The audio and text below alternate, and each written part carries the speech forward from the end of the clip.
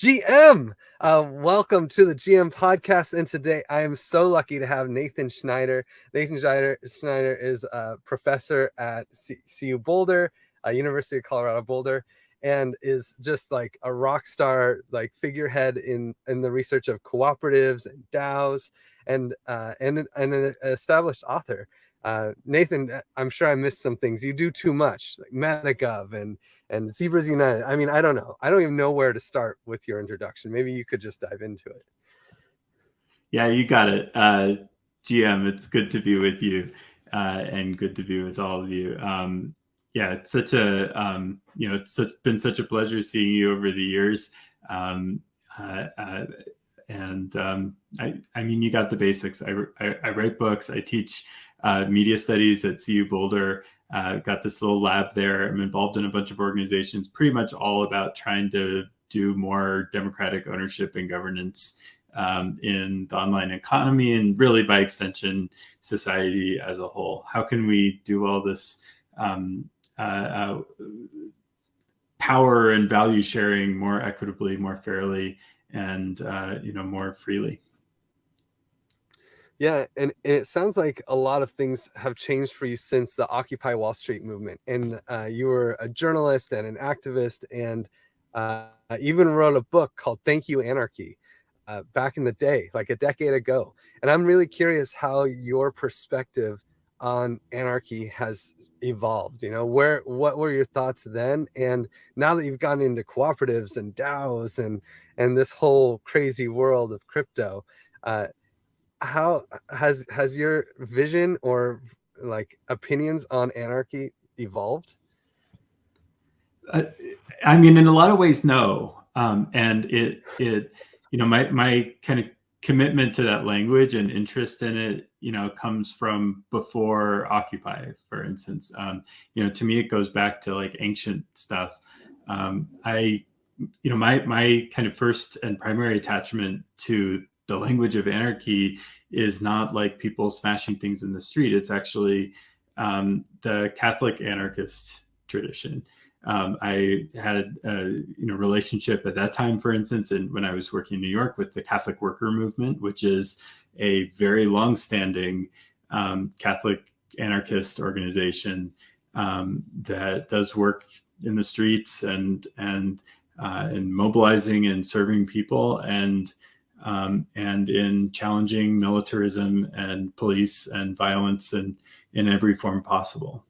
And so to me, seeing, for instance, the moment of Occupy in 2011, where a lot of young people were getting really interested in imagining and trying to practice a world outside of those kinds of structures of violence, that was very exciting, but it wasn't necessarily new. It resonated back with things I'd already been involved in. And similarly, when I was on my book tour for that book and at the stop in San Francisco, and an old friend, Joel Dietz, told me what was going on with this thing called Ethereum, this white paper that had just come out a few weeks earlier.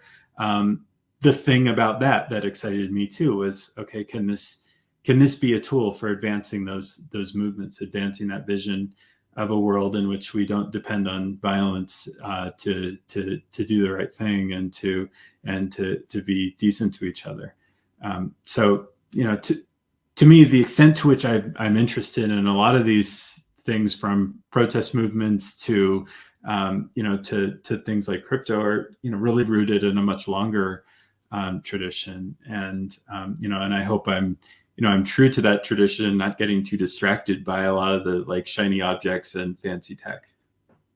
Oh, the fancy tech has a place to play too, right? I mean, there's a lot of challenges with the traditions. Like, for instance, most of these groups are nonprofits, and they don't have really good revenue streams especially to compete with the institutional like foundation, which is taxes. I mean, how do you compete with $35 billion of government spending every year?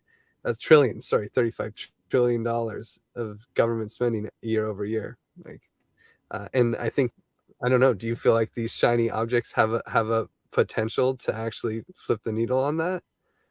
Totally. I worry about my attraction to shiny objects because I'm very attracted to them. I like tech. I like, I love hacking around with stuff, with open source software, or with all these things. And so, the promise of the solution coming from technology is more alluring to me than I would like to admit.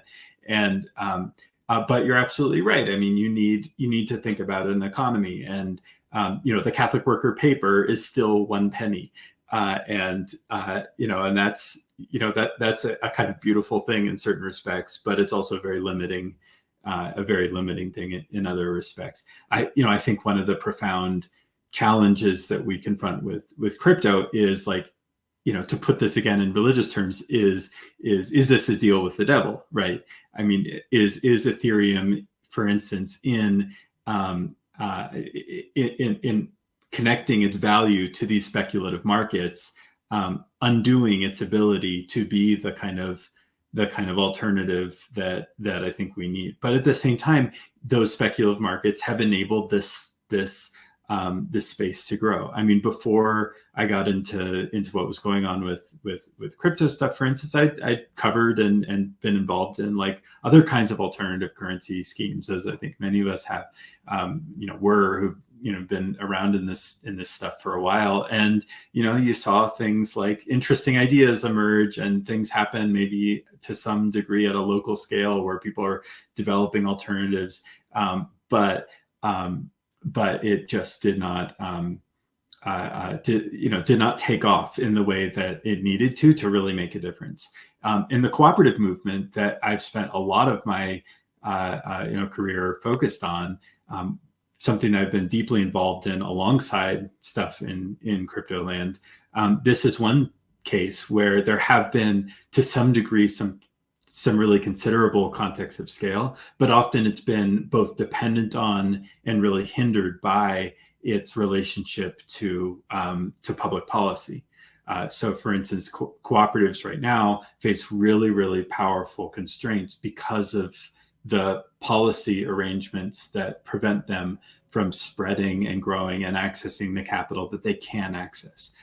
But it does also indicate that when you design markets right, you can actually build, scalable, financeable systems that are deeply democratic, that are not fundamentally built on speculation and all the kind of scam activity that you see in crypto land days. And so, I'm always trying to walk between these lines. Like, what can these really value-centered traditions gain from what's going on in these emerging tech contexts? What can the technology unlock? But at the same time, what are the movements around this technology have to learn from the stuff that has come before? And and how can we see some of the dangers before they arrive, and destroy the promise that we might otherwise have? Yeah, it's so tough because crypto gets such a bad name with all this speculation and meme coins and, NFT scams, but then there's good NFT projects too, right? And there's good meme coins even, you could say, that are trying to actually do good work. And so it's tough to pick through the it seems like there's a lot more interest in, like, people who see this shiny tech and they're like, "Ooh, that's exciting to play with. Hey, let's go make a lot of money scamming people, whatever." And then that just seems like there's a lot of more people doing that than the people are like, "Oh, look at this shiny tech. Let's make public goods great again. Let's build a cooperative movement where we can use the co-op model of Colorado co-op model and launch a workers union like Opolis, or start or I think East Denver is also a Colorado co-op, right? Yeah, It seems like absolutely. there's a lot of these Colorado co-ops, but then when I like, for instance, Opolis has their work token, but they can't even talk about it, right? Like, they're legally not allowed to even talk about that it could have a market somewhere, and they're definitely not allowed to enable the market somewhere. And Yeah, and I feel like you're a great person to just talk about this weird dynamic of like, okay, I need a legal entity because I need to exist in the world. And, Eleanor Ostrom principles, like you need to have some kind of mutual respect from the authorities that be. But then you get handcuffed by some weird sort of, dynamic. Uh, do you feel like becoming a cooperative as a DAO most of the time makes sense? Or do you feel like, maybe there's a better way to structure it?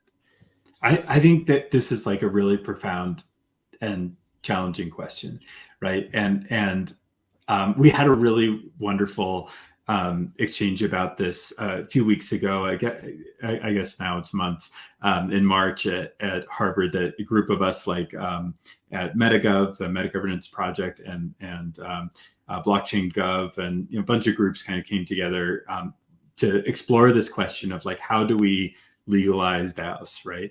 And the way I think about it is there are kind of two frameworks, two basic approaches that people are taking right now. One is the embed the DAO into the legal system framework. And that one looks a lot more like what you just described. Like, okay, we're going to incorporate as a co-op, and we're going to incorporate, we're going to really embed the legal tools into the, into the structure. And there's some respects in which the legal tools are going to respect what's going on in the tech. And that will give us the ability to like own real estate and be legal persons and, do the things that we can't just do on a blockchain. Right. And the other is create a structure in which we're really talking about a different layer, a different order in which we can create internet native organizations much more freely without having like the state give permission, but maybe we have a kind of diplomatic protocol for what that looks like. And an example of that is this thing called the Koala, starts with a C, model law, which is a proposal for how to create legislation that enables states to just like recognize that DAOs exist and that they can be persons, but really let the DAOs do what they want. And an example, a place that's actually started adopting this, for instance, is the state of Utah.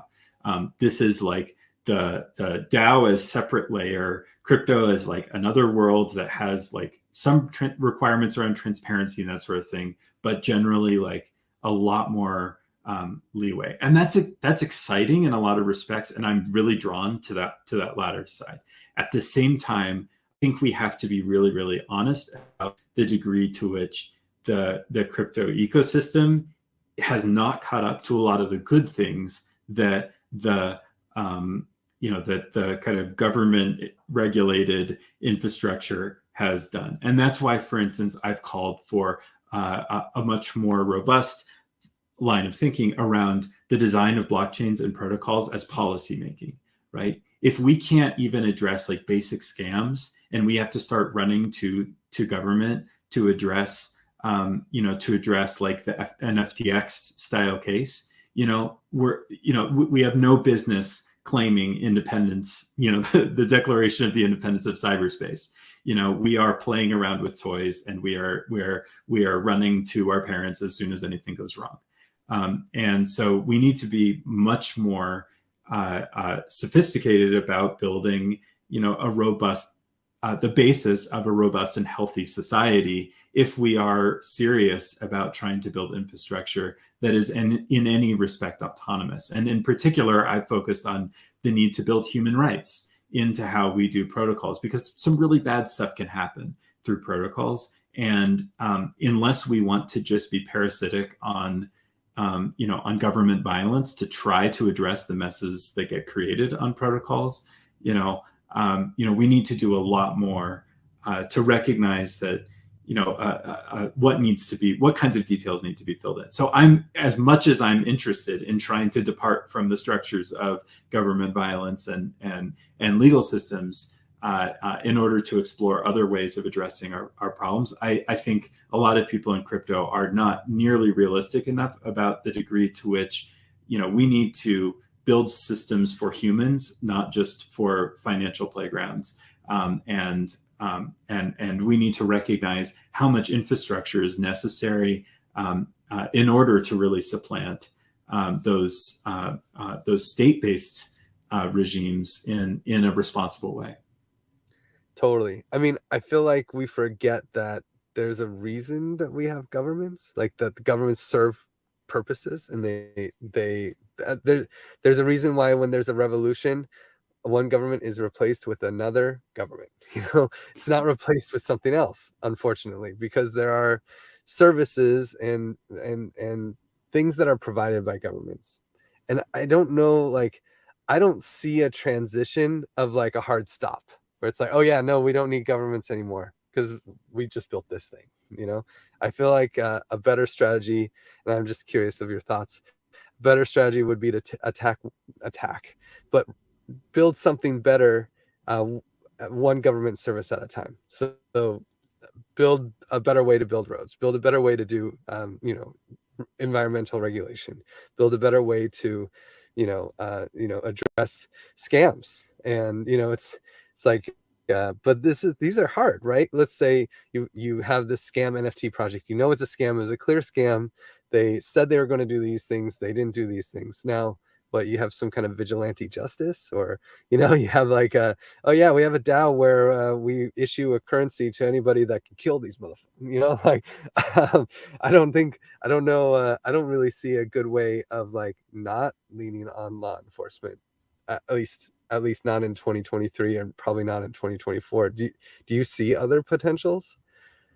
Well, yeah, no, I think you need that transition story. And the way I think about it is like lighten the load of the nation state, right? Yeah. Right now, I think one of the deep problems we have with nation states is we're asking way too much of them. We're asking them to do shit that they don't know how to do, like address climate change, address wealth inequality, address like essentially global problems when they are essentially parochial territorial entities. And I think it's perfectly reasonable to have like territorial governments managing territorial things, maybe, but I think we need to attack those layers, those things that the governments are really, really poorly equipped to do, territorial governments, and make them just in some ways less important.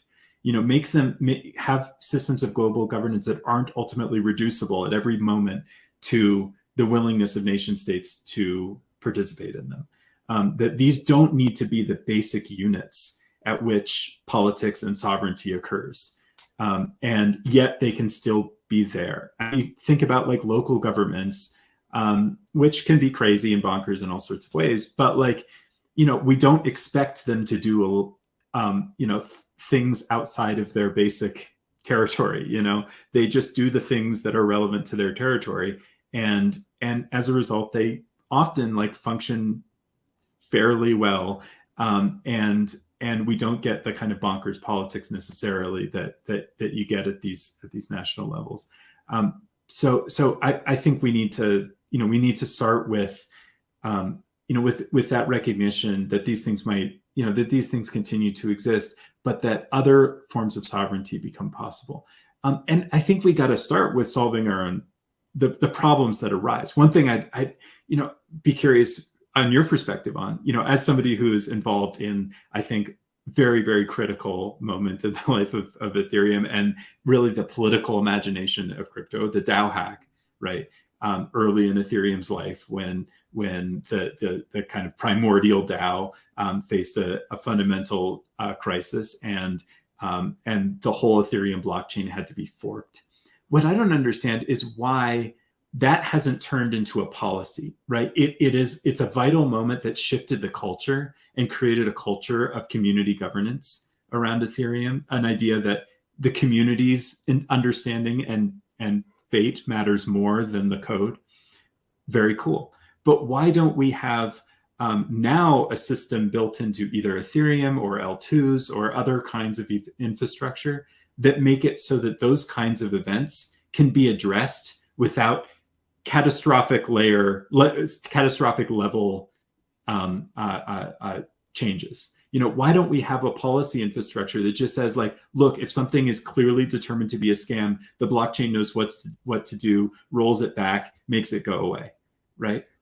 We have courts, we have ways of using oracles to adjudicate these kinds of things now. Why aren't we doing policy making? Because unless we are able to be able to determine what it is, that is, that is an acceptable use of a certain thing, then, that we're never going to be able to catch up to what these systems can do. So I think I am more than most people in this context, skeptical, whatever however Sure. the syllables work of a kind of anti-censorship stuff, or the idea of immutability. I think in some respects it's kind of we're confusing a technical feature with a social feature. I think we're going to need, for these things to grow up, the ability to have ongoing governance relationships with these systems, and until we do that, I think we're always going to be reliant on external systems, and we're going to be running back to the nation state for help. So to address your question, I think there's something that I tried to start a project called Signals, which ended up being called Tenegraph. And the concept was, how do we get the signals from everybody who's a stakeholder in Ethereum? The miners, they have an easy way to, at the time Ethereum was on proof of work. So the miners have an easy way to signal, but what about the exchanges? What about the important node validators? What about the reporters? What about the politicians? How do we create a place for clean signals to come from opinions of different groups? Because that would be the requirement to have some kind of governance over the base layer on whether or not should we fork the DAO or not. Should we, if later on, I was also involved in I helped rescue the first parity multi-sig hack, right? $210 million. And we were able to hack all these multi-sigs and give the money back to people. And then 6 months later, the parity hack happened again. And but at this time, the money didn't go anywhere. It was just locked. And it's like, well, how do we actually say, should we unlock this money for a community that really they were running a second validator? They were running the number 2 version of Geth, right? A client is a really critical community. But then there's politics behind the scenes, and all these things, but we just have no way of knowing, is this going to be a contentious fork if we upgrade the code to just release these funds that are locked? And how do we decide other groups who have their funds locked? And the long story short, because I couldn't get any funding to get this project off the ground, it's not a cheap project, and it's a social project, so it needs management, a lot of maintenance and marketing and these kinds of things.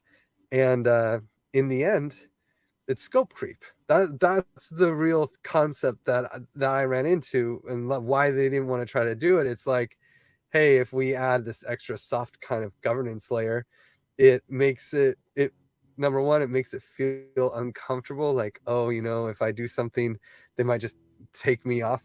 Would Tornado Cash have been deployed on Ethereum if they had this soft governance layer? I don't know, and then it's also all of this debates that they have to manage, and it just adds a lot of scope to their already very, technical roadmap that is challenging enough. And that was what I got out of the attempt to bring some governance to the base layer. But then there are other blockchains that have clear governance, and honestly, I just don't think that the governance is very good in crypto. In fact, I would say it's horrible.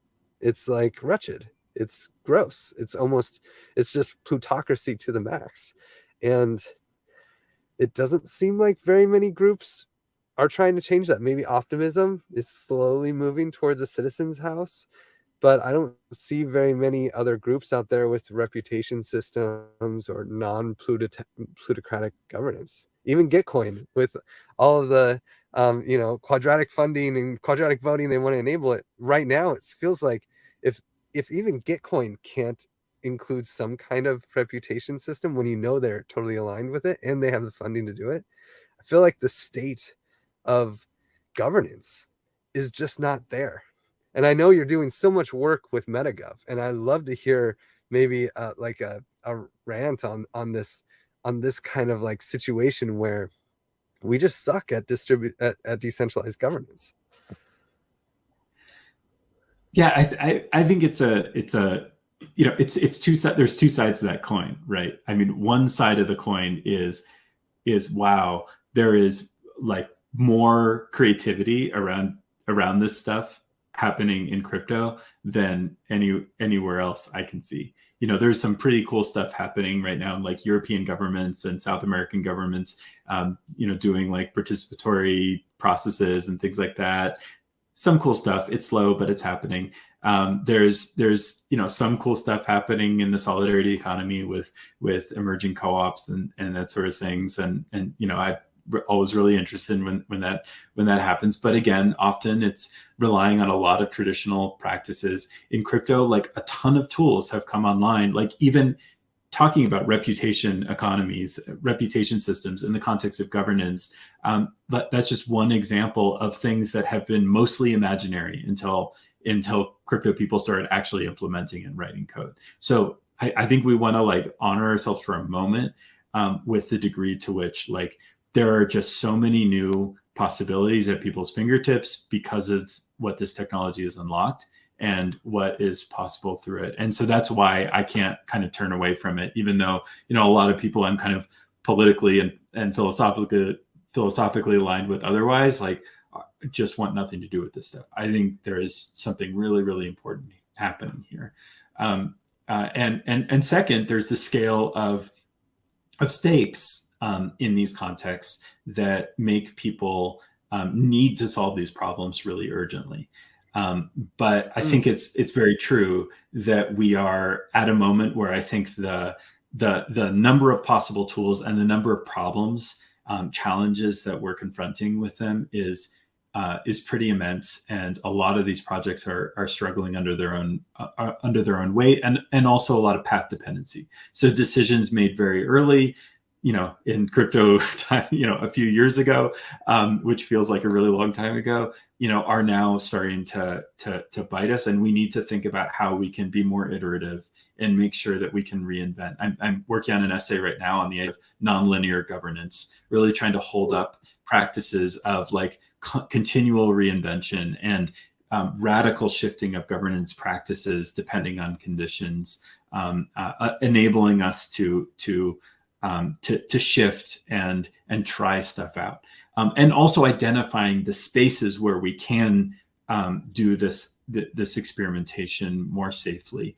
I think your point about the like feature creep on the base layer is really wise, and again, you pointed to optimism.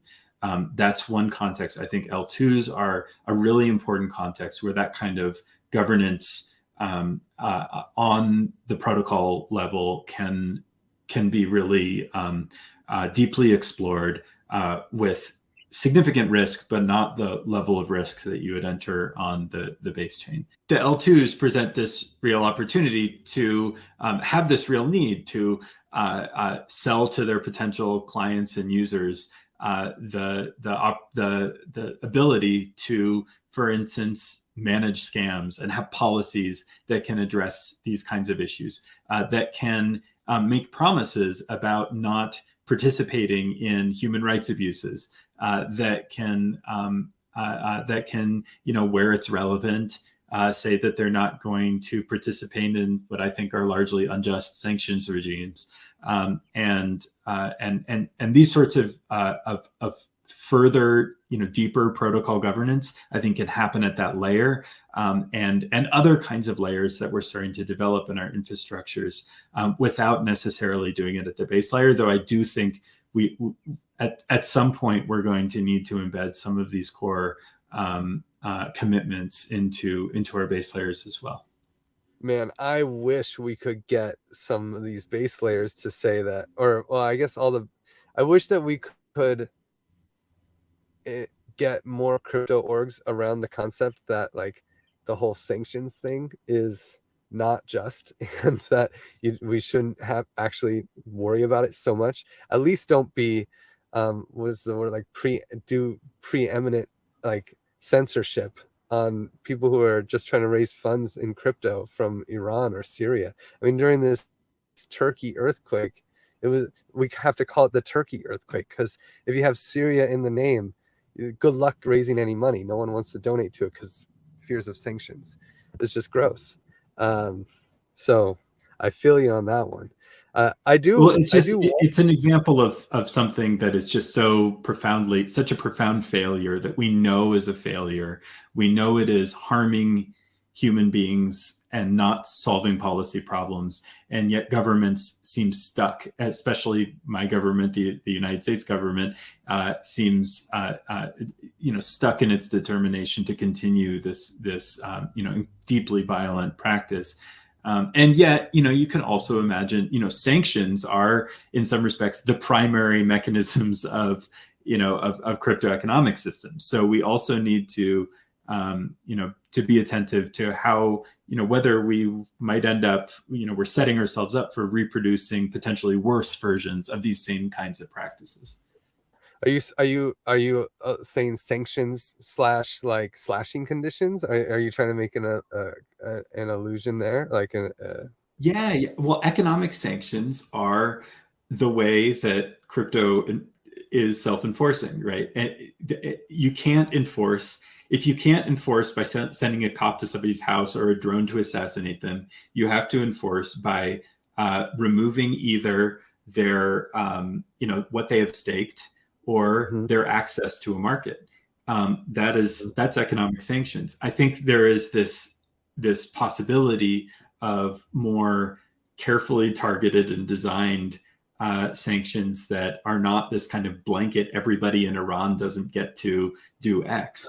But still, I mean, we have to be aware of the fact that, like, to the degree that we're critiquing economic sanctions as a tool of state policy, we are building a system that is using economic sanctions as its primary mode of self-enforcement. And that's a little scary. Totally. I mean, I guess the nice thing about this is that it's economic sanctions enforced at the individual level. I mean, I'm just curious if you're against this, it's the carrot and the stick. Are you against the stick in our base layer, or is it more of just a warning, just like, hey, let's just be careful? I think it's a warning. I think that you're right, that there might be a difference in kind in sanctions that are more targeted and fine-grained around crypto economic incentive structures, and the fact that you can also have these more diverse overlapping layers. It's not such a blunt instrument. Could be a difference in kind.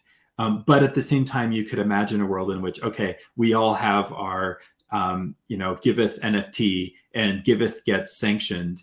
Suddenly you have a blanket sanction again, right? Maybe like Ethereum just, or Optimism decides it's not going to do business with anybody with the Giveth NFT. We're back in blanket sanction land. You can totally imagine that happening. A small aside, my address has used griff.eth, which is in a multi-sig with Vitalik. It's got a good history of being a good guy on Ethereum, right? But it's interacted with Tornado Cash a few times, and now I can't get a grant from some grant giving org because my address was on the multi-sig that was going to receive that grant, right? They looked at all the addresses in the multi-sig and said, oh, this one, it's sanctioned by the US, so we can't send money there. Like that's right. Wow. And so there we need to. I mean, this is the oldest question in the anarchy, book, in the anarchist tradition is, okay, then how do you create a society in which harmful activity can be prevented or can be addressed in some way, right? You need some kind of binding agent If you're not relying on physical violence, which I hope we don't get to, you could also imagine crypto stuff getting there. I mentioned the autonomous drones, right? You can imagine it's not that many steps from here to there. And the way things are going, you can very much imagine that sort of thing emerging. But let's say we succeed in preventing it. Let's say there's a base layer, policy on the Ethereum blockchain that it's not going to run contracts that involve assassination drones. So then what do we use? Is it social pressure? Is it, are we relying on kind of a soul-bound thing with reputation? Are we relying on a balance of economic incentives that are less coercive and less blunt than state level economic sanctions? I think the challenge is in the details, but there is not an easy out. It's not like we can claim that crypto economics is the one-to-one fit solution to these issues, in the same way that, again, you talked about public goods earlier. One thing I've been concerned about in some of the public goods discourse is is this idea that we're going to replace things like taxation with anything like the public goods funding that is currently operational now. Just if you look, for instance, now at the scale of taxation-based public goods compared to donation-based public goods, the donation-based public goods are a drop in the bucket. Totally. I think there are plausible pathways for thinking about how crypto economics could transform some of those dynamics. But what I'm just always really anxious about is that we are too quick to dismiss institutional legacies that we rely on without even recognizing it, in favor of something that is profoundly underdeveloped. Anarchy demands powerful democracy. What do you mean? Can you restate? Can you go deeper on that? Because I don't agree, at least not with the full statement. Like, anarchy demands deep democracy or something like that. Like, what do you mean by that? I said powerful, but here's Powerful. the legacy I'm drawing on out of this, right? Is I've been sitting a lot with this language that W.B. Du Bois used in this just phenomenal history, Black Reconstruction in America, classic history of the counter Reconstruction, of the resurgence of racial apartheid in the United States after the Civil War, which was an example of a system of oppression being dismantled close to overnight by the Union victory in the Civil War and the Emancipation Proclamation and associated moments.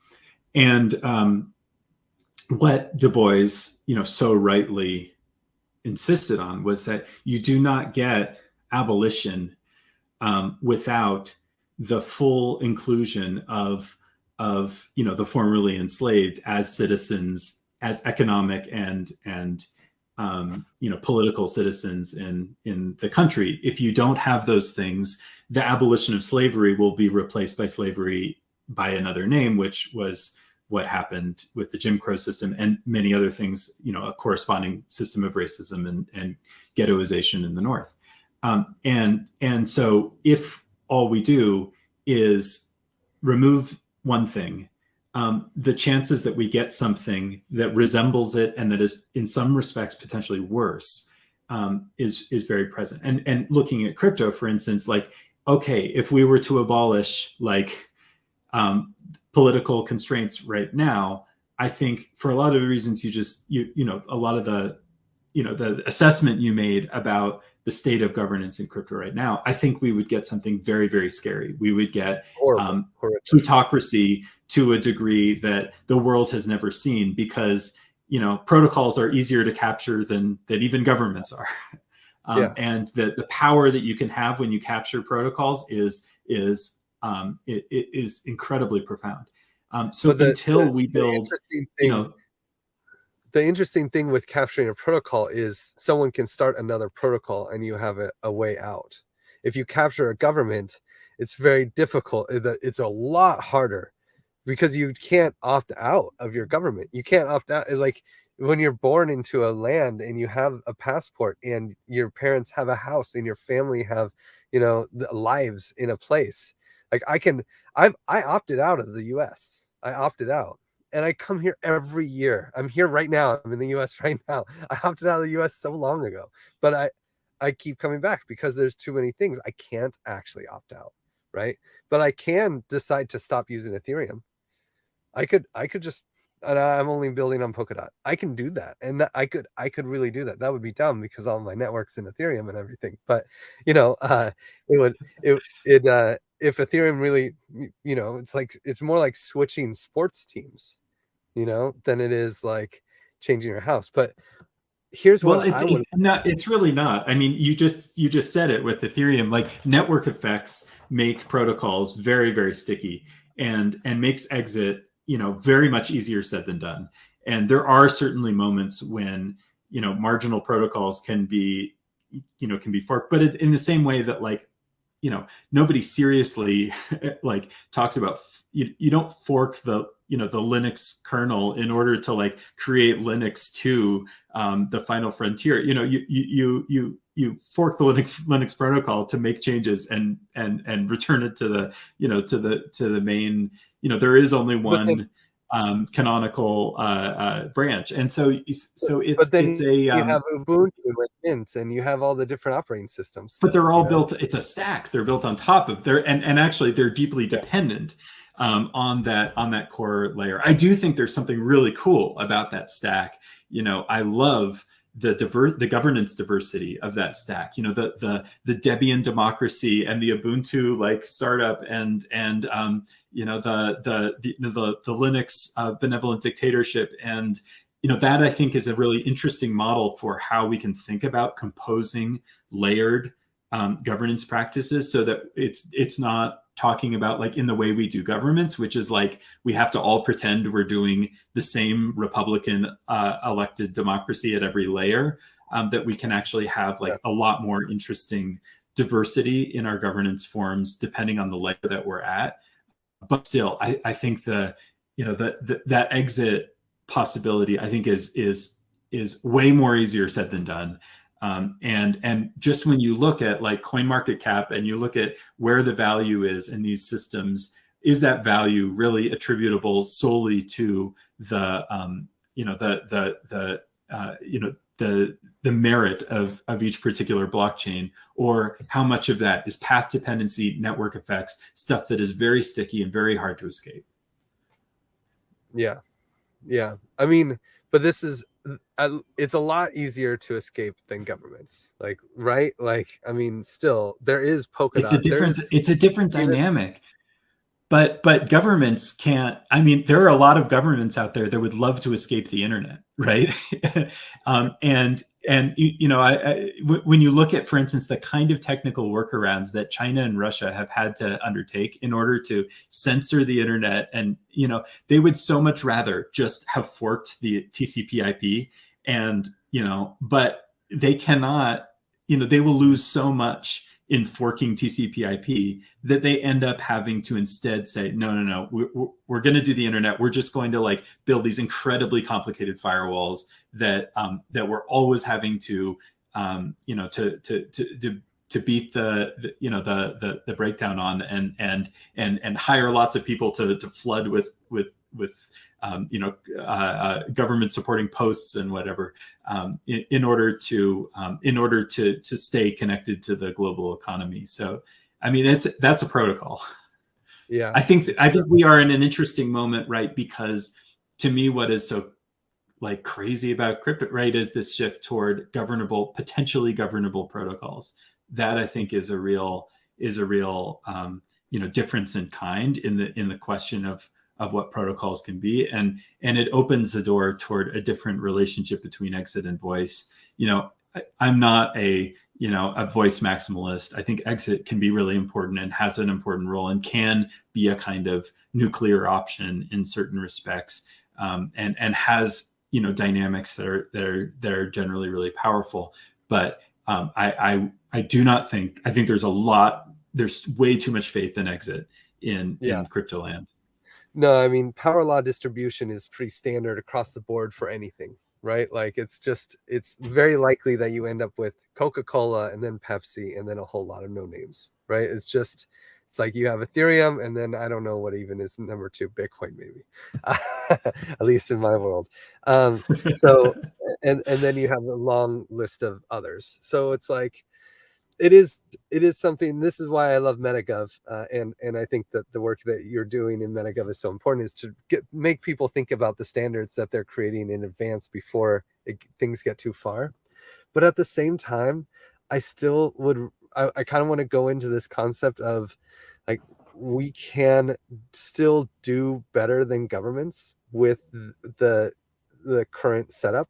Like, I know we have a long ways to go, but what I really love about trying to use crypto economics or token engineering or whatever you want to call it to design systems around things that governments do is that when you have a token system that people can more easily opt out of than like the road building structure, and you can actually start having competitive organizations that have an economic framework that rewards them appropriately for the value they produce, that can probably even start by being funded by governments to do the work. Like you're saying, I really like what you had to say, where it's like, governments are overwhelmed, let's give them a break, cut them some slack, let's do some of this work in another way without having to rely on them to do it.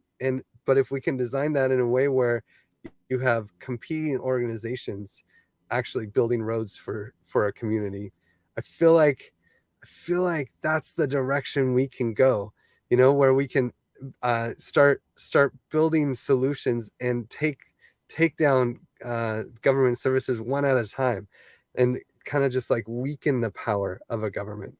And it won't be there'll just be this, and just keep going in that direction until one day there's a revolution and they don't overthrow the government and in place another government, but they actually just put in place competing economic games that are trying to support societal needs. What do you think about this? Why is this a bad idea? Am I completely off? So one side of what you're describing that I think is very powerful, right, is a vision that for instance, indigenous scholars and thinkers have been living for a long time, for long before these governments came around, and that and have been articulating, which is an idea of non-exclusive sovereignties, an idea of a world in which, like, we do not clearly map out with borders these violent imaginary lines, the who has total domination of what. And when you look at, for instance, beautiful website, native-land.ca, this map of indigenous territories, they're overlapping all over the place. And I see that map and think that, that's a really exciting world, a world in which, we are not just one thing, in which we can be many things. And we have so many more, in which, the imagination just goes wild. And it just makes you realize how weird the idea of, total domination over particular spaces is. At the same time, a lot of, what you're describing could very easily have been just, take out the crypto, and what you're describing is, like, for instance, Reaganomics, like privatize everything, take the government, take essentially democracy out of the provision of a lot of goods and services. And that, the track record of that is very, very scary, especially when you're talking about natural monopolies, things where competition actually does not make a lot of sense, and where you actually need accountability. So examples of that are like our, totally bonkers healthcare system in the United States, where like we have crazy replication, total, waste, because we've opted for a competitive system in the context of something that really needs, like, really clear management and control and accountability. Water municipalization systems, a lot of, like, when you're talking about roads, The like least traveled road in my area is like the private road. Nobody likes it, and it's way too expensive. For these natural monopolies, competitive regimes have tended to not work out very well, and that's why I think the voice based governance systems are going to be really important. You really can't escape those. But I think a crucial question too is around like how much do we want to commodify? How much do we want to? In what context are we okay with things being like commodities? In what kinds of contexts do we really need to act as treat them as commons? Where do we draw those lines? Clearly the lines that are drawn in our current world are not the right ones in many, many respects. But I really fear a world in which we turn everything into commodities. And that's why I really appreciate your reframing of the question from crypto economics, which is turn everything into a market, plus some security tech, to token engineering, which is, okay, how do we want to design these things, right? And that token engineering needs to be broad enough to include the ability to represent commons in which we are co-governing common assets that should not be competitive, commodified market regimes, and also be able to have vibrant, markets. I'm that kind of anarchist that loves a good street market in an old medieval city. Like that is a good market. That's a market that is vibrant, that is human, that is alive. Exactly, right. But I'm also deeply opposed to the marketization of things that people need to survive. That is, I think, a form of oppression that capitalism has brought that I do not want to replicate, on the blockchain. So I think that what I would argue is that the challenge is from revenue and business models, and that, like, yes, markets. So markets are a challenging thing, especially when we live in this world where most markets can externalize costs and exploit natural resources, and that creates more revenue, right? Can we design systems where actually protecting those natural resources and internalizing costs effectively, like finding a way to keep the river clean, can be rewarded through economic means. The game, in a video game, you get points. What if you could only earn points when you keep the river clean? To do that, tell me if I'm wrong about this. To do that, historically, we've recognized the need to have a political structure designing the market, right? So the political structure is able to say, okay, tax credit goes to green energy, therefore market follows the carrot of green energy, but I think we're running into a danger with crypto where we don't have that political infrastructure that's able to say, look, we just found a really dangerous externality that you all are ignoring, and that your markets are deeply worsening, and it's destroying our health. Where do we stop? Where does it end? I mean, and that's why I think we need that policy infrastructure around this stuff at as low a layer as possible, or else these markets are not trustworthy. These markets are of a kind, like the stock market, that is destroying the planet and deepening inequality and suppressing wages and making it harder to buy a home and all these things. Yeah, I mean, if we had the ability to create these economies, right, where people are able to be rewarded for keeping the river clean, and one group can make a startup who's like, I'm going to keep this river clean, and they issue a bunch of tokens to themselves, and they have like an entrepreneurial opportunity, but while they're also issuing the monetary tokens, there is a policy setting. There is like, hey, landowners on this river also get these tokens. There is like the reputation tokens. There is this understanding that they need to work with the government, and they maybe get funding from the government even, right? And they can, but but their default system now is a system that rewards this creation, because we can create economies and we can effectively turn the qualitative value of a clean river and quantify not the value of the clean river, but actually quantify the value of coordinating around keeping the river clean. And that quantification, this like memeable coin that you can say this currency is valuable because the clean river is valuable, and that can be used to catalyze and coordinate a large group of people to do real work and actually be rewarded fairly for it, to the point where the factory, who has a fiduciary duty to pollute the river, their shareholders will sue them if they spend extra money to take care of their pollution ethically. Well, now there is a quantified meme coin, you could say, that actually says, no, hey, we care about the river and we can put this meme coin on your spreadsheet. Here's some meme coin. Go take care of your pollution ethically, please. And also we'll do some marketing work. You know, it costs $5,000 a month to take care of your pollution ethically. We give you $2,000 and we sing your praises.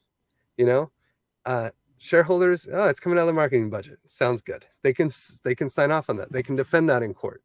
And all of a sudden, another organ, you know, they do this with one river. They could actually start expanding to other rivers and grow and have profit opportunity. I feel like this is the direction to go for anarchy, you know, and I agree that it starts with token engineering. It starts with policy making, making sure that, because like if they do a good job, but you know, they're always leaving out the landowners on the river, and all the landowners don't like this group that seems to be expanding. Well, then someone else can come in and be like, actually, we give landowners a lot of reputation. We give them an easy way to opt in, have a voice, make a stance, you know, but then, you know, do you think that pattern would be able to replace government regulations around rivers, for instance, or not really? And is it a problem? I think you'd need a social space. If it is an economically constrained space, you know, especially token economies, highly liquid, you know, capital in one context can move easily to capital in another. And so the ability for gaming those through wealth, I think is very high. And I don't think that those, I think that, you know, the thing that's very right about that is the idea that, you know, of being able to put a number on something you're trying to achieve, like protecting a river. That is real and really important. And if we can, you know, put more numbers so that signals can move more clearly toward goals that we want to establish, great. But the thing that I'm deeply concerned about is whether you're able to make things that are of vital non-financial value compete with things that have tremendous financial value. And, you know, and especially when the people who are being most affected, as we experience in environmental crises in the real world, are generally the poor, right? So one of those contexts out of that, you know, the concepts out of that Catholic social teaching that I get my anarchy from is, you know, a preferential option for the poor. How do we make sure that we create societies in which those who are least empowered have, you know, are the ones society is listening to with particular care? And if you're building things around transferable capital markets, I think it's very unlikely that the interests of the wealthy will not be able to easily steamroller over the interests of the poor, those who are living near this waterway, who have very little access to various kinds of crypto tokens. It's going to be harder for them to build a successful meme coin than it is for Elon Musk. Elon Musk, you know, has the ability to create a meme coin in a way that most of us do not. You know, I've released NFTs, you know, 2 different sets of NFTs in the last year. You know, one was with Vitalik Buterin, one was with my lab. You know, both did well, but the one with Vitalik Buterin did a lot better because he's a meme lord, right?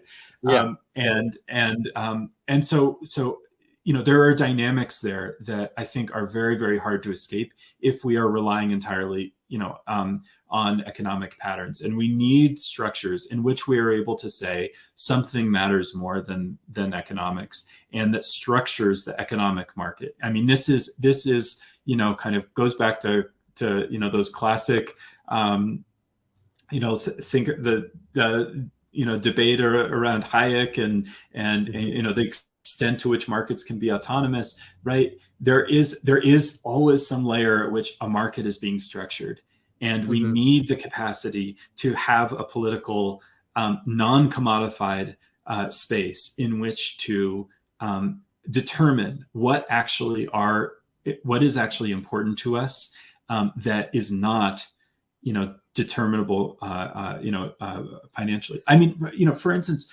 there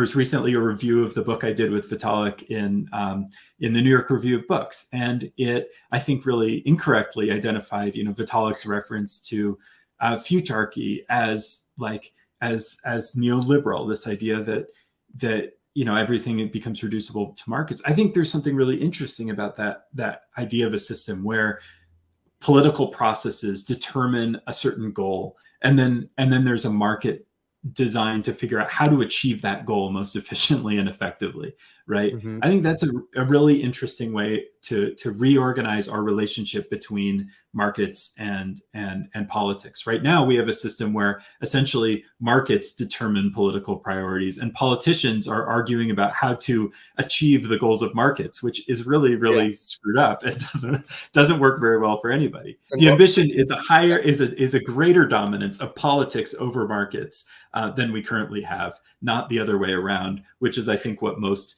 people in crypto think they're trying to achieve.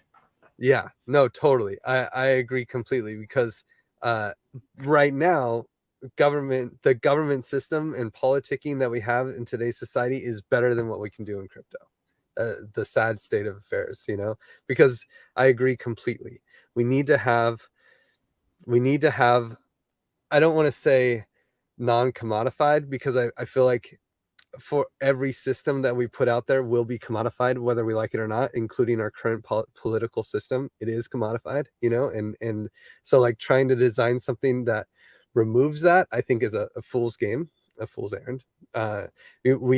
But integrating the two in a design, so and creating a competitive environment where the actual needs of societies can be played, people can actually try to fulfill them and innovate and be entrepreneurial in that space is going to be the game. This is going to be how we create a new industry, in my opinion, around replacing governments, or at least replacing government services with something that can do the job better, because governments are not doing a great job.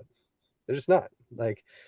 We can innovate, we can do better than they can. And you brought up earlier in the podcast some spaces of like AI risk, environmental, global issues that just they're not suited to play those games, right? And I don't think that they're doing a really great job on the local context most of the time either. So I feel like they got great mid game though, their mid game is unbeatable. I feel like state governments, and we got nothing on that, but local governments and national governments, I do think that there is opportunity for the people to have solutions that emerge out of this token design space.